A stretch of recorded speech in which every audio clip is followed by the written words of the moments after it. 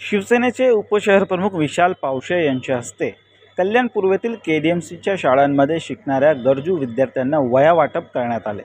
वाढत्या महागाईमुळे सर्वसामान्य कुटुंबांना मुलांच्या शिक्षणाचा खर्च उचलणे कठीण झाले आहे। त्यांच्या अडचणी दूर करून विद्यार्थ्यांना शिक्षणाकडे प्रोत्साहित करण्याच्या उद्देशाने खासदार डॉक्टर श्रीकांत शिंदे फाउंडेशन व विशाल पावशे फाउंडेशन यांच्या वतीने विद्यार्थ्यांना नोटबुकचे वाटप करण्यात आले। काटेमानवली येथील छत्रपती शिवाजी महाराज प्राथमिक शाळा व मराठा कोलसेवाडी येथील स्वामी विवेकानंद संध्या माध्यमिक विद्यालयात शिकणाऱ्या शेकडो विद्यार्थ्यांना नोटबुकचे वाटप करण्यात आले। यावेळी शिवसेना उपशहरप्रमुख विशाल पावशे यांच्यासह धनराज पाटील, दिनेश पावशे, विजय मोरे, प्रवीण नागवंशी, रितेश खराटे, संदीप खांडेकर आदी कार्यकर्ते उपस्थित होते।